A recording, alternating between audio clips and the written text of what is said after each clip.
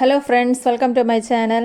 இன்றைக்கி நம்ம 60 ஆண்டுகளுக்கு மேலே சினிமா துறையில் சாதிச்சு மலையாள மனோரமா அப்படிங்கிற பெருமைக்குரிய நடிகை சுகுமாரி அம்மாவோட பயோகிராஃபி தான் இந்த வீடியோவில் பார்க்க போகிறோம். வாங்க வீடியோக்குள்ளே போகலாம். நடிகை சுகுமாரி அவர்கள் அக்டோபர் 6, 1940ஆம் ஆண்டு கன்னியாகுமரி மாவட்டத்தில் உள்ள நார்கோயில் பகுதியில் மாதவன் நாயர் மற்றும் சத்யபாமாவுக்கு மகளாக பிறந்திருக்காங்க.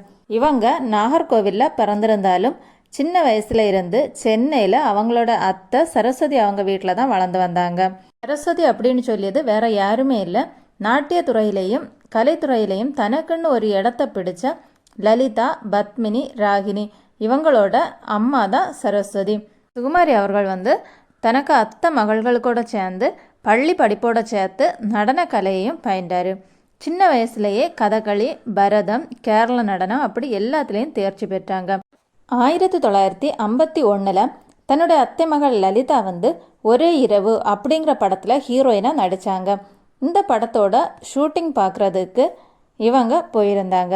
அப்போ சுகுமாரியோட அழகையும் வசீகரமான தோற்றத்தையும் கண்டு இந்த படத்தில் நடிக்கிறியா அப்படின்னு இயக்குனர் கேட்டிருக்காரு.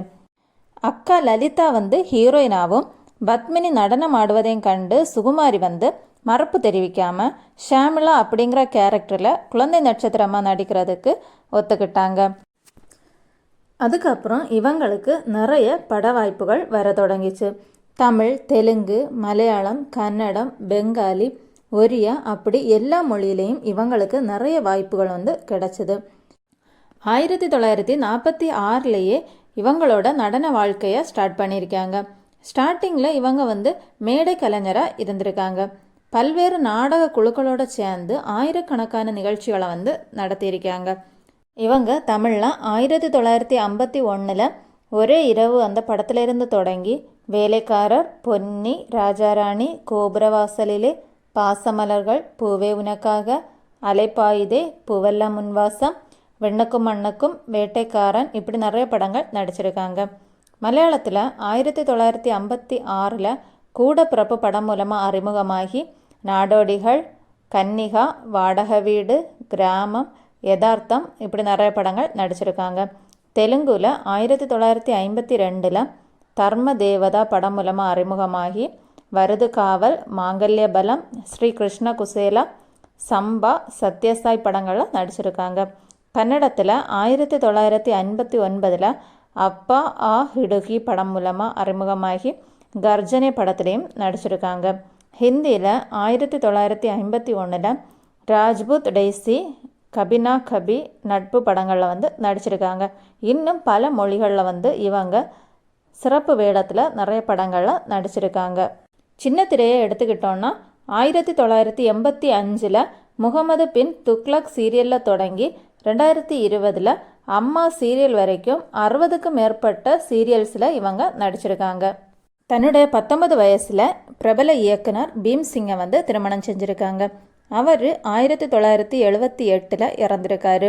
இவங்களுக்கு சுரேஷ் அப்படிங்கிற பையன் இருக்கான். 2003 இந்திய அரசு இவங்களுக்கு பத்மஸ்ரீ அவார்டு கொடுத்தாங்க.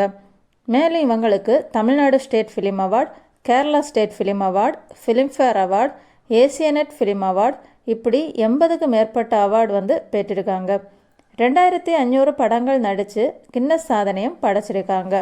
65 ஆண்டுகளுக்கு மேலாக திரைப்படங்கள், சீரியல்ஸ், ஆல்பம்ஸ், விளம்பரங்கள், நாடகங்கள், தொலைக்காட்சி நிகழ்ச்சிகள், மேடை நிகழ்ச்சிகள், பொது நிகழ்ச்சிகள், சிறப்பு நிகழ்ச்சிகள், கலாச்சார நிகழ்ச்சிகள் அப்படின்னு எல்லா இடத்துலையும் சுறுசுறுப்பாக இருந்த ஒரே நடிகை சுகுமாரி அம்மா தான். 2013 இவங்க வீட்டில் விளக்கேற்றும் போது புடவையில் தீப்பிடிச்சு நிறைய காயங்கள் ஏற்பட்டிருக்கு. இதனால் மருத்துவமனையில் அனுமதிக்கப்பட்டாங்க. அந்த டைமில் சிஎம்மாக இருந்த ஜெயலலிதா அம்மா பார்த்து ஆறுதல் சொல்லியிருக்காங்க. இவங்க ஹாஸ்பிட்டலில் இருக்கும்போதே மார்ச் 26 இவங்களுக்கு திடீரென மாரடைப்பு ஏற்பட்டு இறந்திருக்காங்க. மறைந்தாலும் மக்கள் மனதில் என்றும் மாறாத இடத்தை பிடிச்ச சாதனை நாயகி சுகுமாரியை உங்களுக்கு பிடிக்கும்னா லைக் பண்ணுங்கள். என்னோட சேனலை சப்ஸ்கிரைப் பண்ணுங்கள். தேங்க்யூ.